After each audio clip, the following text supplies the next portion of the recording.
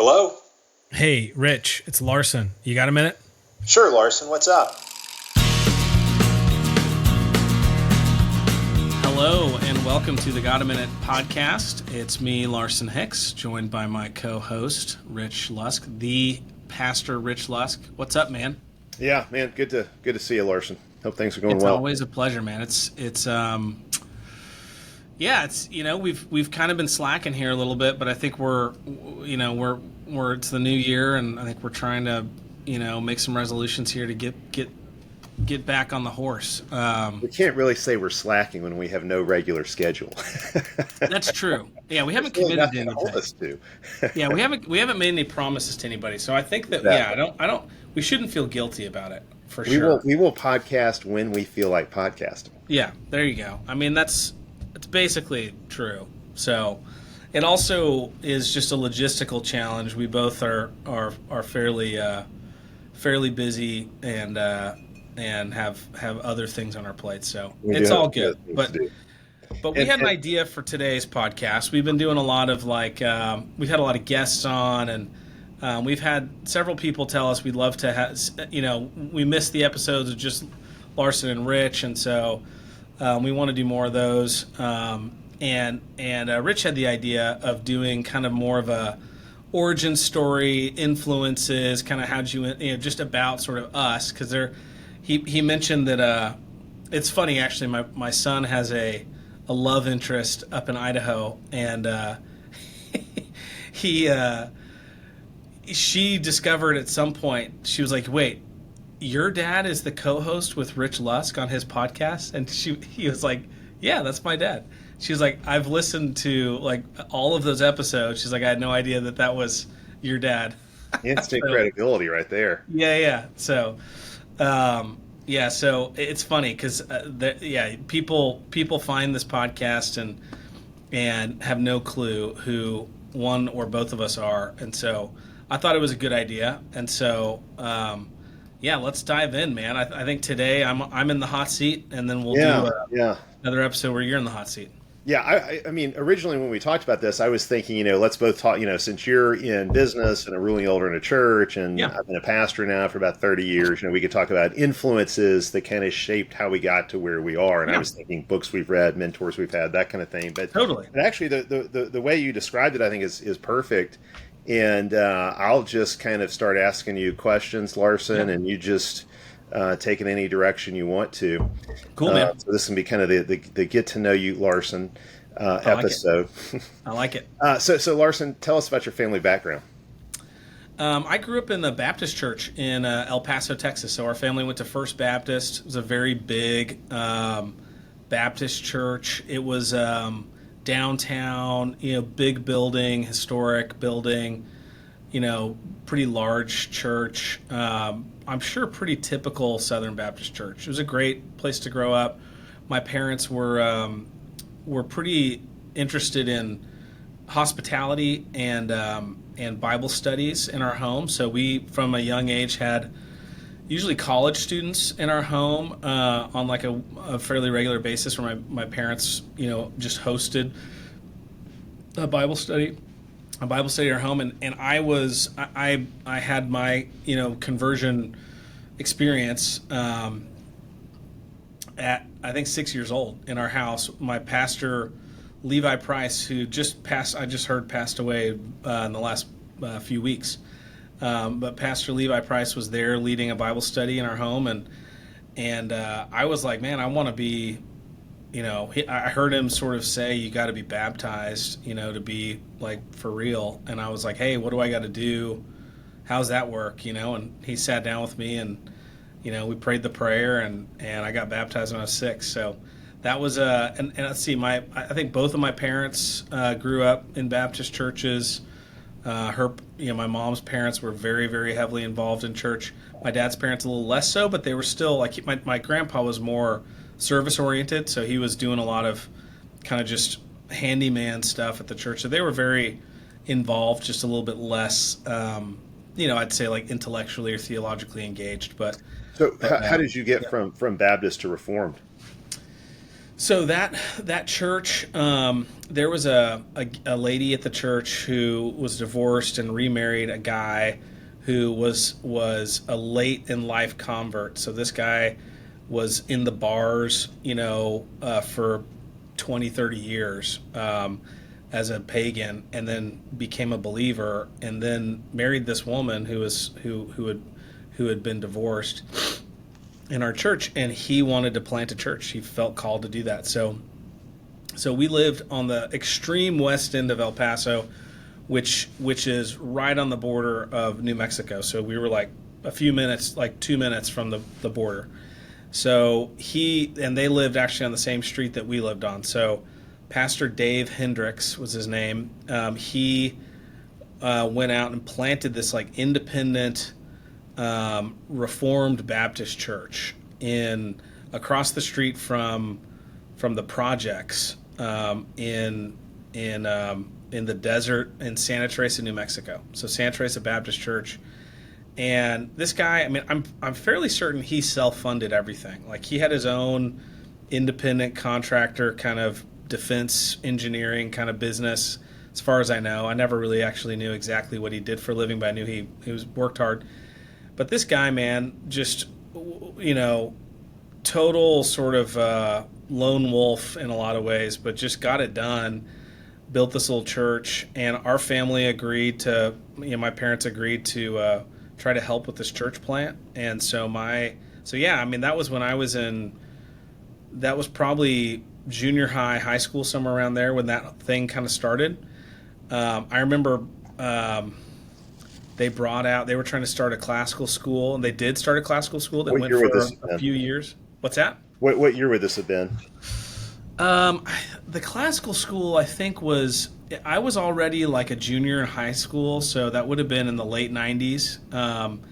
And so I was kind of like already almost done, and so I didn't mess around with the school, but my little brother did. And I mean, the crazy thing is a couple kids, there were several kids from those projects that would come. So my mom became sort of the youth, for lack of a better term, youth minister. I mean, she wasn't ordained, obviously, and it wasn't a church that believed in women's ordination, but she was kind of the unofficial, organizer of all things kind of youth, young people associated. So my mom, and I was heavily involved in that as a teenager. I was also super into, I was a worship leader. I did a lot of music stuff in my church. I played in the band on Sunday mornings and led a lot of times on Sunday mornings. My mom had Bible studies at our house once a week with high schoolers when I was in high school, and we'd have like 40 or 50 kids in our home, and I would lead the music, and then my mom would just teach verse by verse very slowly through, a book of the Bible, of the New Testament. So yeah, like hospitality, high regard for the Word of God, music, all of these things were pretty central to my life. I was not really all that interested in college. I knew I'd go. I just didn't really know what for or where, and my wife, Bethany, and I were dating at the time.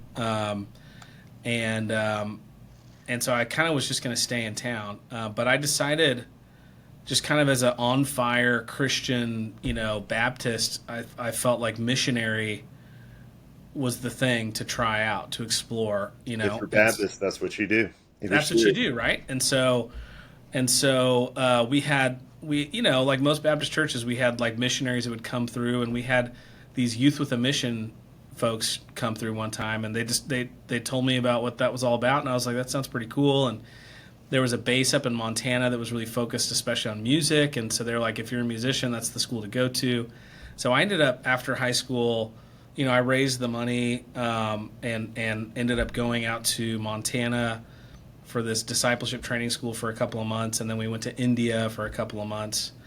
And that whole experience, I came back pretty solidly cured of my Baptist modern evangelical convictions. I didn't know what to turn to. I just knew that's not it. I just kind of came back and was like, good people, good intentions, but this is not how we're going to win the world to Christ. Like, it's not going to be by sending 18-year-olds on a 2-month mission trip. Even in your youth, you were a man of wisdom. Yeah. Yeah, Okay, I mean, I wanted it. Like, I was actually interested in, the work, right? And right. and I just was like, this is not going to do anything. So what happens from there? You come back, you're disillusioned about at least that particular form of evangelicalism. Yeah.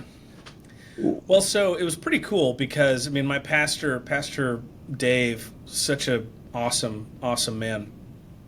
He saw that and he said, "Hey, I want to disciple you. Here's what I'd like to offer. I'll pay you $500 a month to be an intern for the church, and I'm going to give you responsibilities. You're going to organize a mission trip for the youth. You're going to organize Bible studies and do some teaching. And as part of the program, you're also going to read a book a week. I'm going to give you a book every week, and you're going to read it." Were you a reader already, or was that new No, for you? no. I mean, I wasn't like, I mean, I was not reading lots of books at that time. So no. So he goes, we'll read a book a week, which sounded crazy to me. I was like, a book a week sounds impossible. And then he said, and then we're going to have dinner at my house at the end of the week, and we're going to talk about the book. And I was like, okay.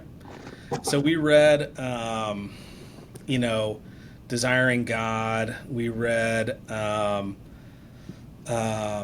Sovereignty of God and Evangelism, Sproul, I believe. We read we read a couple Doug Wilson books, Easy Chairs, Hard Words.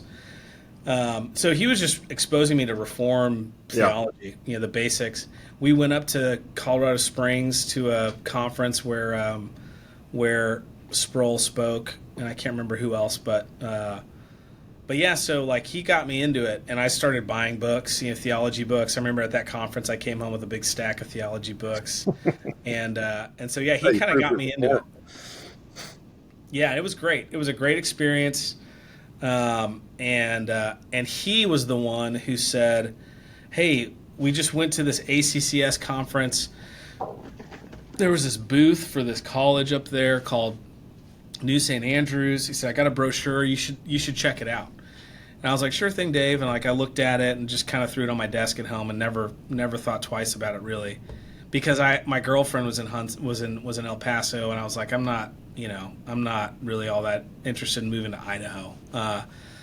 But end of the summer, I mean, this was like a month before school starts. I still hadn't even registered for college. I was planning. And so, what year was this?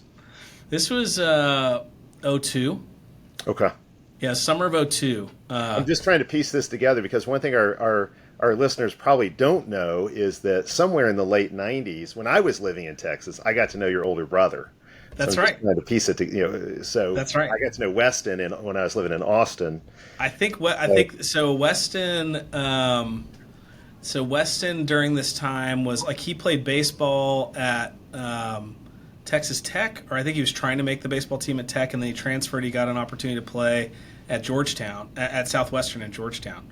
So that's what got him to Austin, and that had to have been because he's 3 years older than me. So it might have been right around that time that he was in Austin and starting to get plugged in out there, and he ended up going from Baptist. He had I think the summer after his freshman year, he had kind of his conversion experience. So he felt like grew up in the church but never really meant it, and then a light bulb switched on for him at that time. So he went from being kind of all about sports and just kind of being a dude and partying and stuff to like he really didn't really care about anything but the faith. And so he ended up at a PCA church up there, ended up marrying one of the elders' daughters, but that was the church that you served at. Yes, that's right. I was Redeemer PCA in Austin, Texas. Yes. Yeah, and that was a fun season. I'm kind of jumping ahead a little bit, but Weston and I were sort of discovering just the Reformed faith together at the same time, and we ended up starting a blog because he and I kind of like, you and I do sometimes, like he and I were doing this all the time. We would call each other, "Hey, you got a minute?" And we'd end up chatting for hours about theology stuff, and I'm like telling him about the books I'm reading, and he's out there reading stuff, and he got deep into BH and Oh, Klaus yeah, yeah, Skilder and yeah, and all those, Norm Shepard. I think he went up to Norm Shepard's house. Like, I think Norm invited yeah. him I up, vaguely and they recall that. Yeah. yeah. So Weston's got an incredible mind. He's a very sharp dude. But so we started a blog called The Ruminations of Hicks, because that's when Yeah, blogging I was remember the that. thing. Before the podcasting era, you had the blogging era, and so we had a whole network of friends that had blogs, like John Barrich and Valerie and all these friends. So anyway, but yeah, we were all like kind of live, tweeting basically the federal vision controversy. We're sort of like covering it in real time. So anyway, but yeah, so to go back, so Dave, at the end of the summer, I'm working at Cracker Barrel, and I'm also intern at the church, and I'm starting to read books, and I did, while I was in India, actually, I took Mere Christianity with me, and that book blew my mind. That was like one of I was a very slow reader and didn't read a whole lot, but I read the biography of who's my utmost for his highest, that guy, whoever it is. I read his biography, and then I read Mere Christianity while I was in India, and that book blew my mind. So that was also, I'm sure, part of why I was like thinking there's got to be something deeper than this. But at the end of the summer, I mean, I still hadn't really made any plans for college, and my pastor said, "Hey, have you applied to NSA, or have you looked at it?" I said, "No, I really haven't." And he goes, "Well, how about this? I'll book us a flight up there together. I'll take you, and you can check it out and apply up there. Like, would you do that?" And I was like, "Sure." And so we flew up together. It turned out that like my best friend from high school, who lived in El Paso, moved up to Spokane, Washington, and I'd found out that like he's in Spokane still, and I was like, "Hey, I'm going to be near my best friend." And so a lot of things kind of came together and I checked it out. I interviewed with Ben Merkel at the school, in the summer, a month before school started.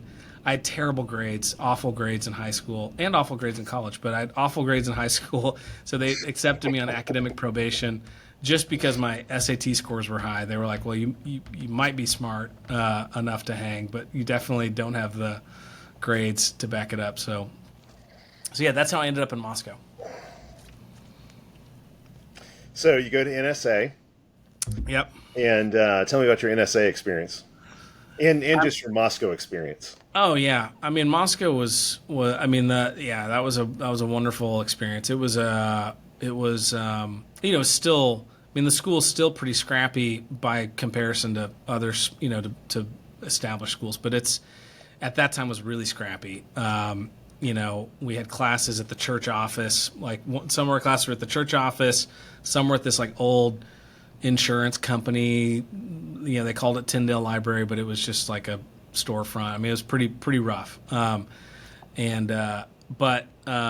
Great class. It was a very diverse class. It was a lot of really interesting guys and gals from very different walks of life and parts of the church. It kind of attracted at that time, people that were sort of seeking a bit of an adventure. It was not like it wasn't something that like people who are trying to accomplish, prestige. Like, it was people like me who were like, I'm just in this for the experience and the education. I'm not really looking to get ahead in life or whatever. So, but yeah, they still to this day have a freshman class called Lordship, and it's just an onslaught of just kind of foundational ideas. You just every week you're going through baptism versus paedobaptism, and you're going through courtship and sovereignty, and you're talking about eschatology one week. I mean, it's just a lot of big issues, and just every week it just was like, whoa. Like every week and they would have in the Lordship class, you would read 2 books that week. You'd read a book, a strong defense of one position and a strong defense of another. And so like on the baptism week, we read, Doug's 2,000 Generations, but we also read, what's the book? Baptism for Disciples Alone or something like that. Yeah, kind of Right? the standard, yeah. Yeah. Critique of paedo baptism from a Baptist perspective. Yeah. So, it was a really fun time for me. That class in particular was just like grappling with a bunch of big ideas and figuring out where I landed. And it was really refreshing because I was pretty disillusioned with modern evangelical Baptist church. And so it was like, okay, this is something I can really sink my teeth into. And yeah, it was incredibly rigorous. I mean, it was way more difficult than I was prepared for. It was very, very hard. It was about 1,000 pages of reading a week, which, was insane for me at that time. Big step up from your one book a week. Yeah, right.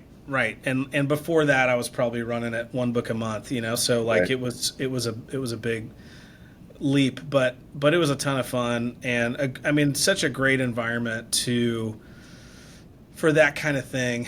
Very, very small town. You can't really get into a lot of trouble in Moscow. And just a very tight-knit church community. The community and church experience is as significant or more significant than the school experience. You're being reprogrammed, every night at dinner. You have dinner with the family and we're singing hymns and psalms before we eat, and just the caliber of the fellowship and the conversation is just the whole thing. So it was lovely. Doug, something that I is sad to me is that most people know Doug Wilson through his blog, and I love his blog, but it's like it's a very weak and pale reflection of Doug's talents as a preacher. His preaching is so good and so strong, and it's so much more compelling than what he does on his blog. So the sermons were just we ended up being in Moscow for 12 years, and yeah, I just was massively blessed by his preaching. Yeah, that's great. So go to Moscow. Yeah. Get involved in the community there, the church there. You graduate NSA, Eventually. and Yeah. okay, eventually. So then what? Or maybe there's a story there you need to tell in the Well, eventually. yeah. I mean, I got married the summer after my sophomore year. My wife got pregnant immediately. I promised her dad that I'd get her through college, so I dropped out so that we could get her through college. So she had a baby the summer after her junior year, and then had a baby. Was pregnant when she graduated her senior year, with number 2. So we just barely made it out alive there. So I was working full time, delivering newspapers and in the first thing in the morning, and then driving out to a factory, and then working at the hospital at night. And so that was a crazy season. We also, my brother and I started a rugby team called St. Andy's, as the school was dead set against having formal athletics. So, but then Doug and Nate both encouraged me to do this anyway and call it St. Andy's. So we did. It was a Christian rugby team. That was really, really fun. Some of my best friends in the world still to this day are guys I played rugby with during those 10 years or so we had the rugby team. We started a boys league. I don't know if I've showed you this before, but this is they just sent me this picture. This is Yeah. this is the boys league today. They've got over 300 kids, boys, in their spring season, I guess, for this year. So so all of that was really formative. Got into business while I was there. I thought I was going to be my plan, actually, I don't think I mentioned this, but my plan was to be a doctor. That's what I was interested in. And then our doctor for our first pregnancy, OB doc, I told him about my plan to be a doctor, and he goes, "Don't do it." And I was like, "What do you mean?" He goes, "Man, you're going to be 40 by the time you are practicing, And he's like, "And this kid's going to be grown up and have left the house." And he's like, "If you can do anything else, do it." He's like, if you just have to, then go for it. But he's like, don't do it. So he talked me out of it, and then I thought I wanted to go into music, and I promoted concerts for my wife, and I started a side business just doing concert promotion. So I put on about 100 concerts and a couple music festivals kind of as a side hustle. And then I worked for this software company in in Moscow, and did really well there, and found my way into this kind of niche field of product marketing, which is really kind of entrepreneurial, sort of launching new products. And that I really loved that and thought I was really good at that. And so I ended up quitting that job and trying to start a few businesses. Failed, but found my way into consulting startups. So I just providentially, God sort of brought a bunch of people that were starting businesses into my path, and I started schlepping my services and getting a lot of reps with a lot of different companies, trying to take products to market and figure out strategy and sales. And so that was kind of the thing I was doing, and my wife and I decided, I think this is what I want to do for a living. Did you have some mentoring that helped you with getting into the business world? I mean, obviously NSA, you're not getting a business degree. Everybody gets the same degree, but how did you get the skills you needed to go and be a consultant? Yeah, I mean, so for one, I mean, consulting is a lot about listening and learning and communicating, and that's all stuff that, there's no better place than New St. Andrews to really hone those skills. You do tons of speaking and tons of writing and obviously tons of reading, and so NSA is great for that. I ended up with a mentor, a guy named Rod Olps, Rod came to work at the company I was at as kind of a consultant, as the company was kind of crossing the 50 employees threshold. It's kind of a transition time for a lot of companies, so he was, it's where you have to make a lot of big changes in your company's policies and stuff. So he kind of became almost like a chaplain for the staff there, and he was really passionate about this test that's called the Berkman, where it's kind of like a professional personality test, and you take this thing and it spits out for you a list of potential job titles. Like, these are the things that your skills and interests and talent, whatever strengths, kind of map to. And interestingly, like, my number one was pastor, and I think my number two was like literary agent, but like somewhere in the top 5 was this product marketing thing. And I was like, what's that? I know what those other ones are, but what's that? And he goes, I'm going to put you in touch with a guy who I know has that title and is good at it, and I know is really good at it. So he put me in touch with a guy, this company Baumgar in Louisiana, that he was involved with, and that guy recommended a book called Jeffrey Moore wrote a book called Crossing the Chasm. You hear a lot about, you hear that terminology like early adopter or visionary or late adopter. That all came from that book, or at least he's the guy who kind of popularized it. So that book really blew my mind. And there was another book, a guy named Stephen Blank, who wrote 4 Steps to the Epiphany, and he wrote a book called the Startup Owner's Manual or something. He's done a lot of other stuff. And then Eric Reed, I think, is the name of the guy that wrote a book called 0 to 1. Or maybe that's Peter Thiel. That's Thiel. Peter Thiel. Book. Yeah. Yeah, no, Eric Reed was, I think, the Lean Startup. So anyway, I got into all those books, and it really opened my mind to this whole world. And then just Rod advocated for me. I was in sales at the time, and he went, or I think I was in customer service at the time, and he went to our CEO and said, hey, I think Larson would be good at this, and here's this software product that we tried to launch that basically is in the trash can right now because nobody was able to figure out how to get it to sell. I think they'd sold less than $100,000 a year with this product. It was called Job Finder. And so he said, what if Larson took it over and tried to make a run at, relaunching it, rebranding it? And so I got the green light. Sheffield Lightheart was my, no, that's not true. It was a guy named Matt Halverson was my I know Matt too. Yeah. Yeah, so Matt was my first kind of employee. He was an intern, but he worked for me. And yeah, we had a ton of success with that product. We turned it ended up, I think that first year we got it up to like 700,000 in sales, and the next year we got it to like 2 million in sales. And then that company got bought during that time frame. They were bought by a private equity, and then they were sold to Career Builder. So I had a ton of fun in those couple of years. Really felt like I found a niche that I was good at and enjoyed. And that was all 100% Rod, advocating for me and helping me kind of get a vision for something. So yeah, when I quit, I knew, hey, this is what I want to try to do. I want to go try to start businesses or start, help launch products.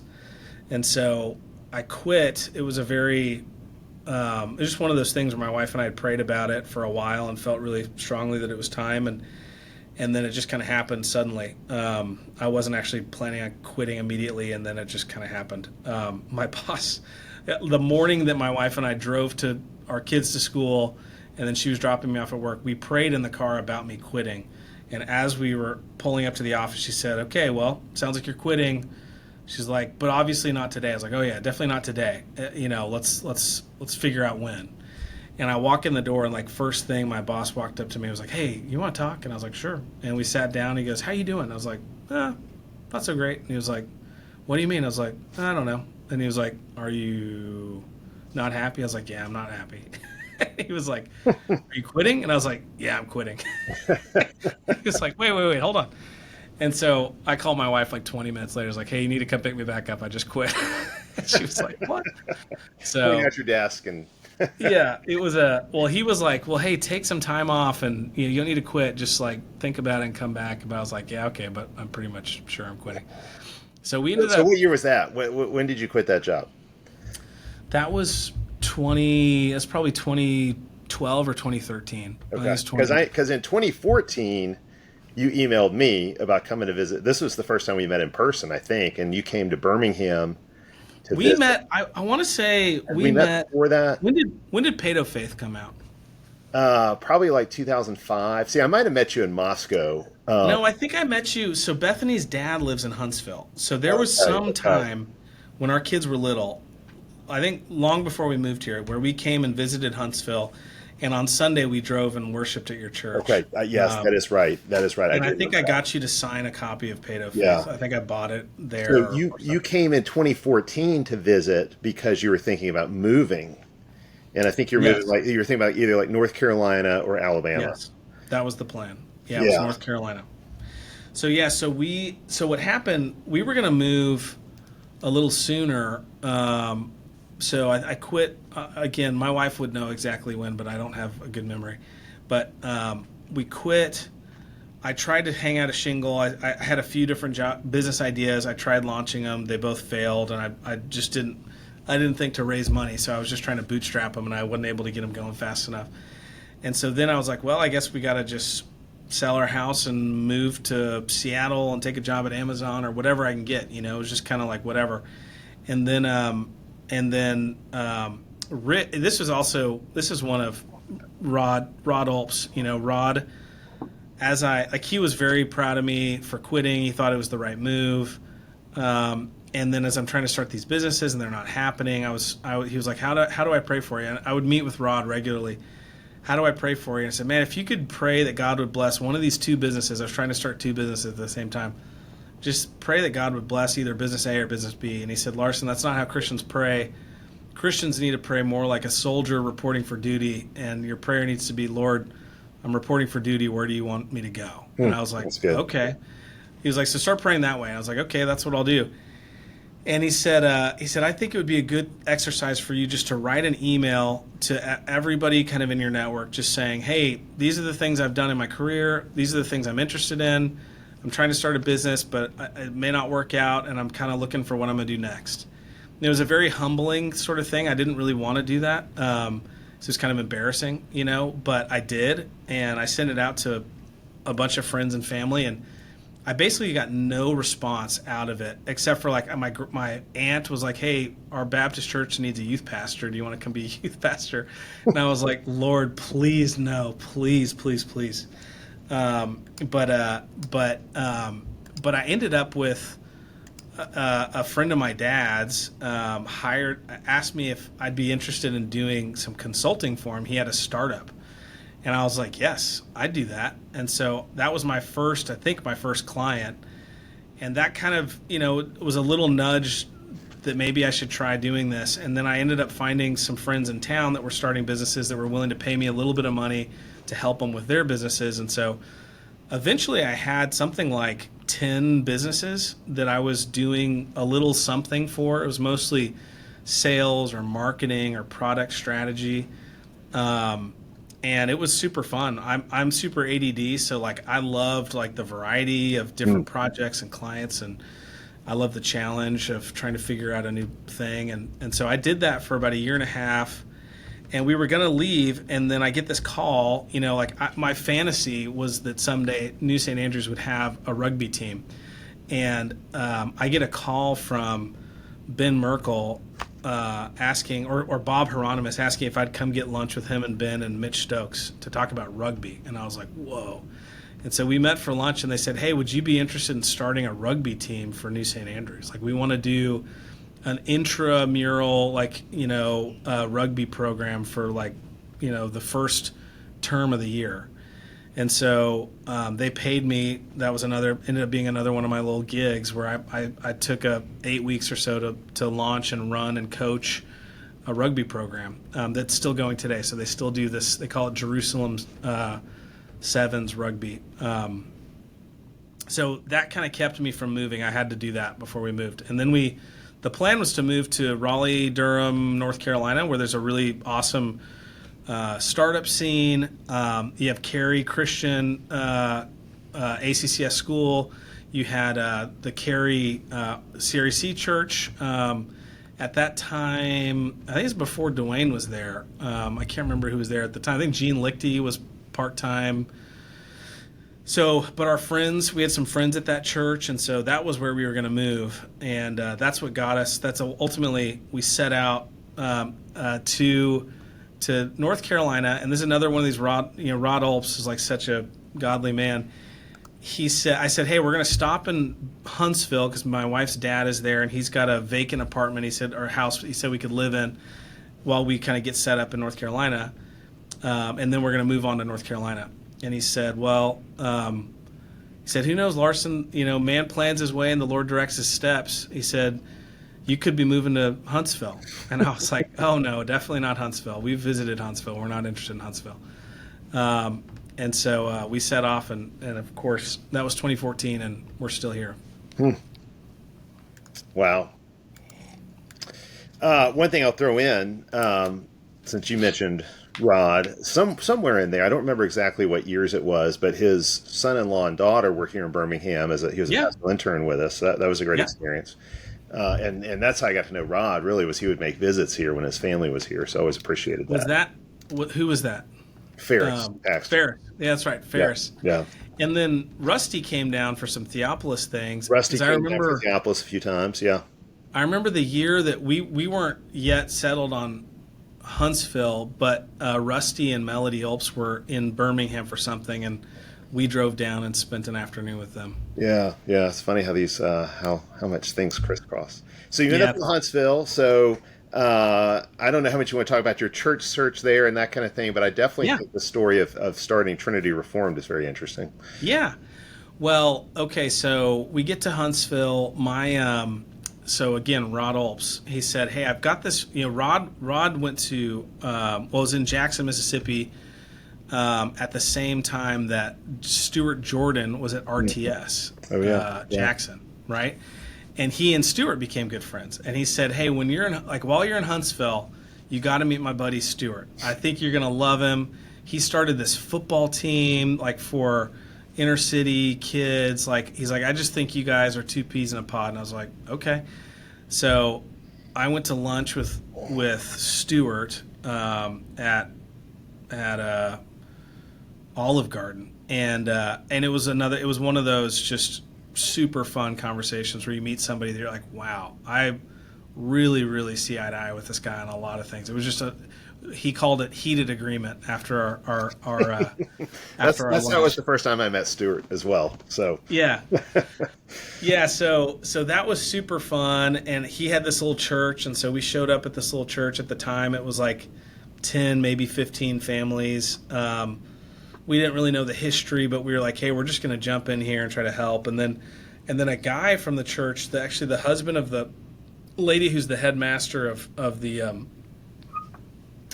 classical school in town, he said, hey, I know you're not staying, but I'd love for you to meet my friend Luke. He runs this biotech company that's a startup. They're pretty early on. They only have like 40 employees, and they're pretty early stage.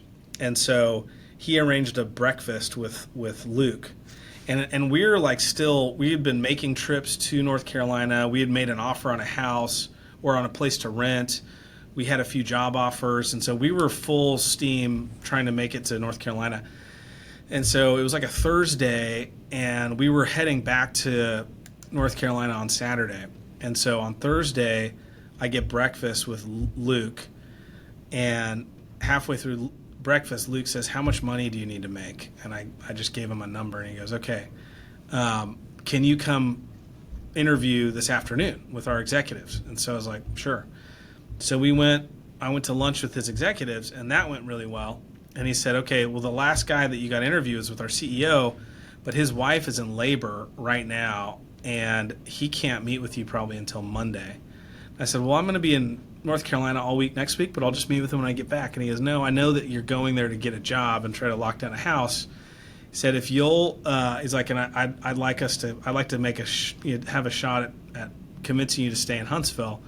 He said, if my wife and I take you to dinner and I guarantee you 10 interviews in Huntsville, will you cancel your trip? And so we canceled our trip. We had already paid for an Airbnb for the week and everything else. So we canceled the trip, stayed. That ended up happening. I ended up going to work for that company, and it was a great opportunity. It was like three of the four executives were elders at their churches. It was a really lovely company. Really, I mean, high caliber businessmen, way higher caliber than anything I'd ever experienced. I learned a ton. I basically worked for all four of the executives. In my 3.5 years, I had a season where I worked for the CFO. I had a season where I worked for the COO. I had a season where I worked for the chief revenue guy, and my last year and a half or so was working for the CEO. So like I felt like I learned so much just watching these guys who were really sharp, really great team running that business. So that made a huge impact. I got to do a bunch of really interesting things working for that company, but it was like product strategy. I ended up doing consulting. It's crazy. My biggest client was the government of New South Wales in Australia. I had to travel out to Australia and do consulting out there. And I ended up speaking at the World Biobank Congress conference in Stockholm, Sweden, which was crazy. I mean, it was just like a really wild season, but I learned a ton from those guys, and that's how I feel like that was a huge part of my kind of development in business. So you kind of asked about the church thing. The church, Stuart Jordan's church, was sort of dying. Like we didn't realize that when we first got there, but after about a year and a half, it was kind of clear that like it was just dying, and we didn't really know why. We couldn't really put our finger on it, but it was clear that was what was happening, and that we weren't capable of turning it around, and that just felt like God was kind of bringing that church to an end. And so we ended up at a PCA church in town for 3 years. We were members at this PCA church, and it was a fine church. I ended up with a mentor there who's a business leader. Crazy story. He was an elder there. He was going to sell me one of his businesses. This kind of happened organically, and then he got really sick, and that had to not happen. So, but it was, we kind of came to the conclusion after 3 years at that church that we, as much as we loved Huntsville, that we just didn't think we could stay unless, and we had visited tons of churches, but we just felt like a solid, healthy church community. We had lived in Moscow for 12 years. We kind of knew what raising a family in that kind of community is like.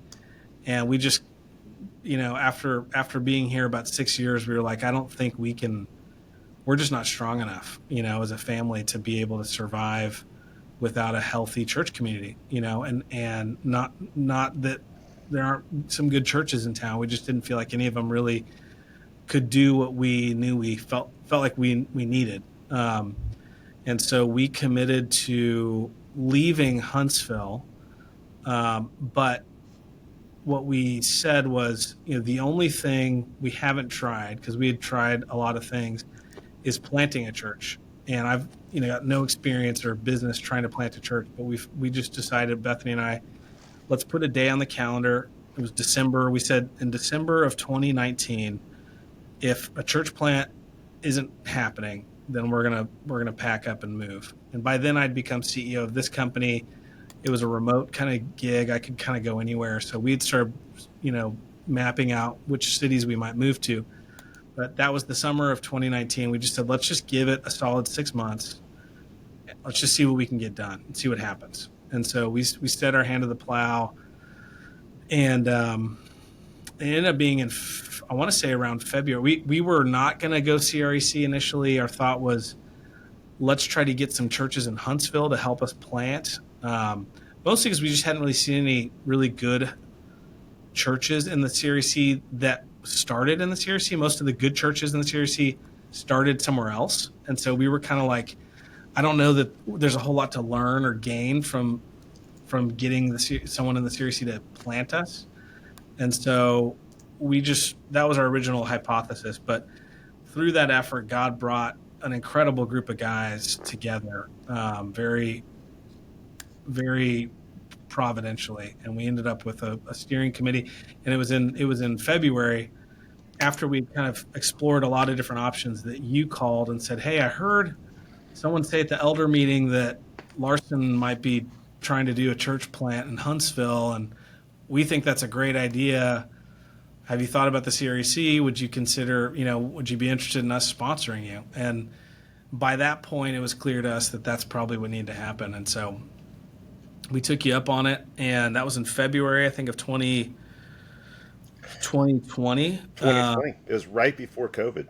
It's right before COVID. So we approved to do the sponsorship. I mean, it was probably like in January of 2020 or something. I mean, it was, somewhere in there. And so you guys, it may have been a little bit before that. I don't remember, but I basically, I know you guys were starting like in February of 2020. So it was right on the cusp of COVID.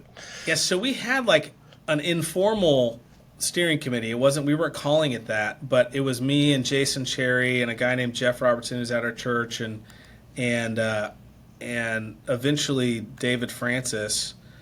Matt Carpenter had moved. That was another crazy thing. I'd become friends with Matt back when he was at your church. Yeah. He came and did pulpit supply once or twice for Stuart. And every time he came up, Bethany and I would take him to dinner and just beg him to move to Huntsville. Like, please, please, please come here. We need you. And he and I became friends, and we'd talk every now and then.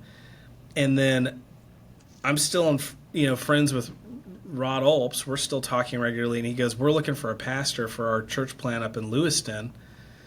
And I was like, well, I don't know if you've talked to this Matt Carpenter guy, but I think he's great. And they end up hiring Matt. I mean, they had interviewed like 40 guys. Like, they had done a pretty thorough search, and they ended up hiring Matt. So Matt goes up to Idaho, and I'm like, well, that stinks. I just lost another chess piece, that we had on the board down here. And then lo and behold, 2 years later in 2020 or 2019, it was like late 2019, he resigns or whatever, quits that church and moves back to Athens, Alabama, right outside of Huntsville. And so I get word, and I'm like, hey, man, we're trying to plant a church. And he's like, man, I want nothing to do with the church plant. I'm all church planted out. And I was like, well, look, you don't have to do anything. I was like, just attend our meetings, and we'll just glean wisdom from your experiences. And so he agreed to that. And then when we had a couple services at the end of 2019, and he preached, I think, at one of them. And it was clear from that experience, I was like, this guy loves to preach. He wants if we can find a way to get this guy in the pulpit, he'll be a part of it. And so, yeah, after you guys gave us the thumbs up, we officially kind of started following sort of the CREC track. And then, yeah, COVID happened, and it wasn't until everybody was masking and not going to church and doing the virtual church thing. And we had built this mailing list of people, friends of ours, who we had started emailing, regularly about planting a church. And, I'd been doing beer and hymns in Huntsville I started doing it right after we moved here. So I had a big mailing list of that. I'd organized a few events, like Yuri Brito came out once, and I organized a lunch and had him speak, and then Rod Olps came out once, and I organized something, and my friend Joffrey Swait came out once, and I organized something. So I developed like a mailing list of people that were interested in those kinds of things. And so when we started trying to plant a church, I emailed this group, like, hey, if you want to be on this mailing list, let us know. So we had probably 30 or 40 families on this mailing list, and every time we do like a party or like a event, like a food thing or something at a park or whatever, we'd have like 10 or 15 families show up. And so we were like, man, we got a church maybe. And then when we started trying to do services, nobody would come. Like we'd have virtually nobody show up. And so it wasn't until COVID, and we had kind of hit the pause button on like, I don't know what we're going to do next. We got to kind of go back to the drawing board. And then one of our friends who lives in our neighborhood was out walking with my wife, and she said, I'm tired of this COVID, like this virtual church crap. She's like, you guys are trying to plant a church, right? Like, could we just worship with you guys on Sunday at your house? And we were like, that's a great idea. And so we were like, yeah, come over. And then I email the guys. I'm like, hey guys, get the band back together. I think we're going to do worship at my house on Sunday. And so like that was a Thursday. And so we just said, Jason, can you preach? He's like, yeah, I'm in. And so Jason's on to preach, and so we did a worship service at our house. I think it was like April of 2020, middle of COVID. We had, I think, 9 families show up. It was the biggest crowd we'd ever had for a worship service.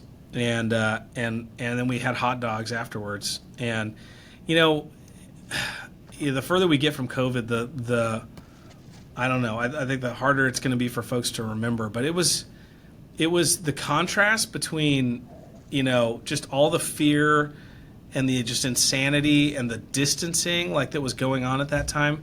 The contrast to that, to like being in my backyard with 9 families and our kids like running around and playing with each other, and there's no masks, and we're all sharing food and worshiping. Like it was lovely.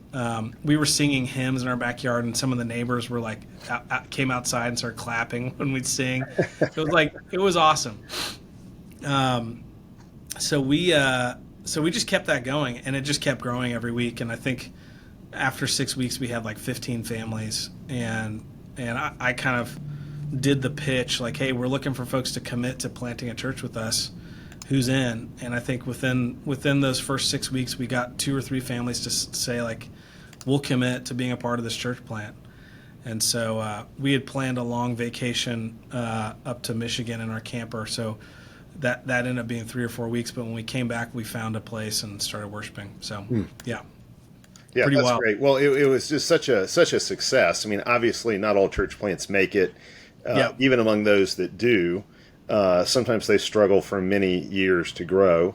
When I came here to Birmingham, I mean, our church was very slow to grow for years. We had to kind of dig ourselves out of a hole, really, at first. Yeah. You guys were really starting from scratch with a lot of good relationships, and you'd lived in Huntsville for a while, so you knew a lot of people and that kind of thing. But just an amazing success story as far as a church plant goes. Because you guys you're 400 plus people now, right? I mean, we're closing in on 500. We're at 470, I think, right now. Yeah. So that's I'd say. So, I mean, there's a lot of factors, a lot of just remarkable factors, and COVID obviously is huge. The growth of Huntsville is a huge factor. One of the big things we did in January of 2021, I organized a conference, and we invited Vodi Bakum to speak. And that was kind of the hypothesis was we're looking for the next batch of people that are going to join our church, and it's like, where do we think they are right now? And it was like they're probably people that listen to Vodi Bakum. It's good like guess. It's a good guess, right? And so we knew everybody in Huntsville that was interested in the Series C. So it was like, it's going to be Baptists, probably. So we did this conference on biblical masculinity, and it was still, 2021 was still very, very crazy masking and all that stuff. And so again, it was for everyone who attended, I think we had close to 500 people in that room, and we sang, a cappella. We sang a bunch of really masculine, vibrant hymns and psalms, and I just think that experience really was a breath of fresh air for a lot of people. The content, the speakers, I was like, we'll have Vodi bring him in, and then I'm going to do the switcheroo and give him Rich Lusk and Michael Foster and George Grant and Ben Merkel, a bunch of our folks, and so I think it worked. I think everybody, with our help, Vodi was able to pack the place out. That's right. So yeah, that was a great, and that I'd say for at least 3 years. I mean, it seemed like every couple of weeks a new family would visit, and we'd say, "How'd you find out about it?" Say, "Oh, it was that Vodi Bakum thing." Yeah, that Stronghold conference was a definite highlight. I mean, even for me around that time, because there was just nothing normal happening still in early 2021, and so it was a lot of fun to go be a part of it. It was a great event for men. Obviously, it met a huge need in the community, and certainly was a catalyst for you guys, growing further than you already had at that point. So yeah, really, really good. So. We did one of the other things I think that was a big. I mean, I don't know how much emphasis to put on it, but I think it made a big impact. Is I discovered. I mean, they do this in Moscow. And they do this at your church. The English country dances. Mm-hmm. And I never went to them when I was in Moscow because I had a girlfriend back home, and then when we got married, I was like, I think this is for kids or for people who are looking for, trying to find a spouse. So I just never went. And then I went to my mom. We went to my mom's in Texas for Thanksgiving. I want to say in 2020 or 2021. And my mom, just for our family and our extended family and some of our friends, my mom rented out the gym of their church and and hired a caller, and we just did an English country dance with just our family, and we just had such a blast. I mean, it was like the smiles on our face just felt like they were going to break your cheeks. You're just just having so much fun. And I was like, we got to do this at our church. And so when we came back, I said, hey, we're going to do an English country dance. Nobody knows what that is. So we're going to do, for 6 weeks leading up to the dance, we're going to once a week do a practice.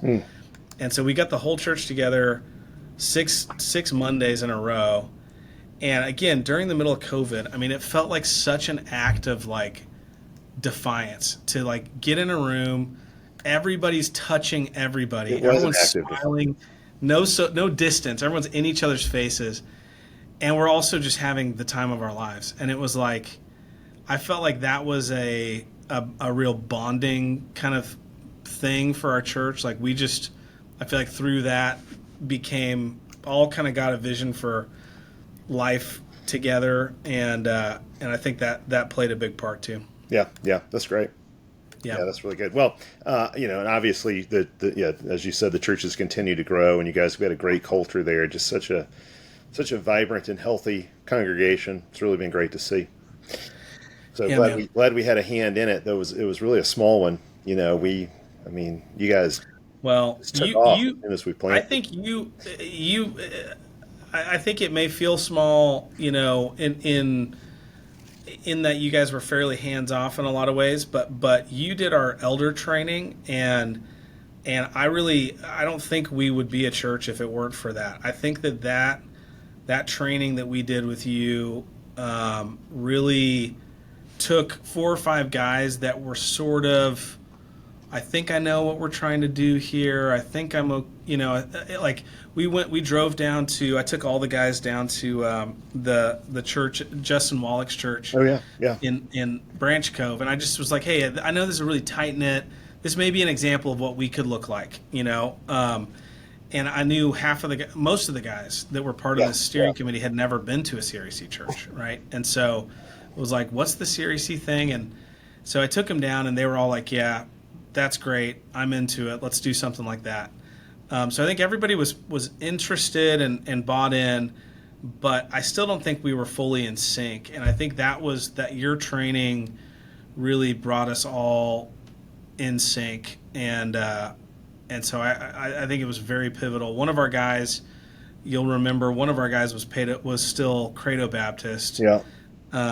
And one of the weeks you were just teaching us through the Westminster, and we were like running out of time, and you're like, hey, do we have time for one more? And it was like, let's do baptism. And it was like, yeah, I guess we got some time. And so you did like 20 minutes on baptism. And when you hung up, that elder was like, good thing he did that. He's like, because I'm Credo Baptist now. it was like he just pushed me over got me over the finish line. Yeah, so that's fun. Well, it's great to hear how God has worked in your life, Larson, and great to hear how God has worked in the church there that you were so instrumental in planting. One thing that was amazing to me in planting that church was, and even with Stronghold, this was so evident, was how you'd lived in Huntsville for, like 7 years maybe by that 6 point years, or something. or yeah, maybe 7 years at that point. Maybe 7, maybe not even that long. But it was just like there was this real sense in which you just took ownership of the community. You plugged yourself into the community. You got to know people in the community, people that obviously you loved them, you cared about them, they knew that. You're visiting around a lot of different churches, gave you a lot of different connections too, obviously. But I think that was one of the things that really stood out to me. Was it was kind of like you had generational roots in the area when you went to plant this church, because you were such a known entity. And it's not like Huntsville's, and it's not a small town, it's not a giant metropolis either, but it's definitely not a small town. But you definitely had made your presence known and made a lot of inroads there, and it's been really impressive. It's kind of like, I know Bledsoe, I think, right, talks about exegeting a city or something. I think that I just had a pastor last week at an ARP church call me and say, we ended up talking for like an hour and a half. He was like, explain to me what's happening at Trinity. I just need to understand it. And I've been friends with this pastor for years. And he goes, could you help me understand it? And so I go like, yeah, what do you want to know? And so an hour and a half later, he's just asking question after question after question, like, why do you do this? How do you do this? It was really fun. But yeah, it was, I think the model, he and I were talking about the model that like the PCA has for church planting is so weird. It's like, here's some money and here's a guy, and we're just going to drop you in a city that we think needs a church, and like, good luck, like try to get it off the ground. And it feels, I think that I feel really bad for that guy, because it's like, there's no way not to feel like a politician, like, hey, like, let me tell you about the church. And like, it's like, I know your job depends on me, like coming and like joining your church. It's like a very high pressure sort of stilted way to meet people and become friends with people. And I don't know, and you're sort of asking people to be shallow, like forcing people to be shallow. And I just don't think it's a good foundation, And so I think in our case, we had been here for 6 or 7 years. I had worked at, a couple different places. I've been members of a couple different churches, been doing beer and hymns for years, had hundreds of people on that mailing list already, and had done a bunch of events, had been part of a school community, been a part of some homeschooling co-op community. So like, we had just really organically become a part of this town, and new people, and so when it came time to plant it, I felt like we had a very clear idea of what was missing in the Huntsville community, and so when we started articulating our vision for a church, it wasn't some platonic, ideal of the perfect church. It was, this is what we know in our bones is missing from Huntsville, and everyone who really is honest with themselves knows it too. And it was a guy who, like me, like, I don't have anything to gain,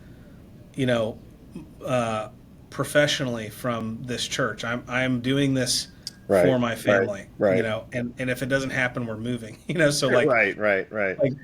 That's it, So I think I think that helped a lot in our ability to kind of attract people, because it just felt real to people, because it was very real. Well, that's great.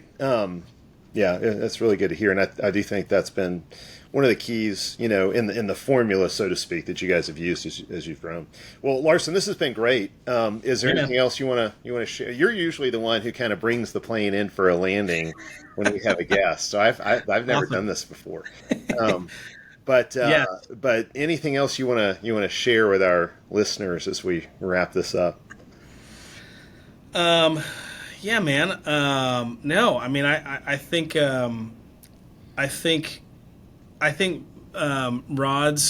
Rod Olps, his kind of, he's played a huge part of my life. Dave Hendricks played a huge part of my life. I think the impact that you can make on the world. I think my little story, if you zoom out from like a God's eye view, another story I've told, you've probably heard me tell before, but like that little church in Santa Teresa, New Mexico, there were a couple of boys who were both basically orphans that lived in those projects, who ended up following my brother and I up to Moscow. They're both married and solid, faithful Christian men today with families. Those men should have repeated the sins of their fathers, and created a bunch of bastard children and just been worthless fathers, which is that what they had kind of inherited. But that little kind of struggling church in Santa Teresa, which I think is still struggling to this day, the impact that pastor and his faithful ministry had, if you zoom out a couple generations and just look at sort of the blast radius of all of these individual lives, those guys, my brother, me, just all of my family, all the different things that we're all involved in, and the ways that God's blessed it. And the same with Rod Olps. Rod Olps, I went up to his funeral this last year, and there were countless men just like me, who Rod had just taken in, made himself available to be their mentor and to encourage them and just give them solid fatherly, encouragement and wisdom, biblical. Yeah. I mean, he was always quoting scripture to you. Just those little ways that you can invest, in discipleship, just one or two people, that's good. You just have no idea what it's going to result in. And this, I wouldn't be here if it weren't for Dave Hendricks and Rod Olps. If those two men had not decided to disciple me at the times they did, right, I wouldn't be here. This church wouldn't be here. And a whole host of other things, right? And so yeah, that'd probably be, at least in my story, I feel like probably the thing that stands out the most to me is the incredible impact you can have by just a little bit of consistent, faithful effort. It doesn't really have to be all that dramatic. Just make yourself available. Yeah, I mean, those kind of mentoring relationships, where people are willing to invest in you, and then of course you turn around and invest in other people, and in the next generation there'll be people saying, it was Larson Hicks made all the difference in the world because he invested in me, and that's what we want to see. I mean, that's you've got to take what God has given to you and share it with others. God has blessed you, now go be a blessing to others. So that's great. Absolutely. That's great, Larson. Thank you so much for sharing that. Yeah, man. I don't know was how to end fun. an episode, so I have to hand it back No. over to you. All right. Well, hey, Rich, nice work. That was fantastic. It was at least fun for me to talk about myself. So I'm looking forward to our next episode where you'll be in the hot seat. And you listeners who are tuned in, we'll look forward to having you join us next time.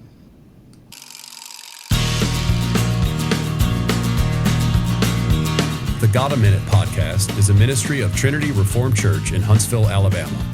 If you like this podcast, you might enjoy one of our other podcasts, The Good Life Podcast, featuring Matt Carpenter interviewing experts in their field about how their work contributes to the good life.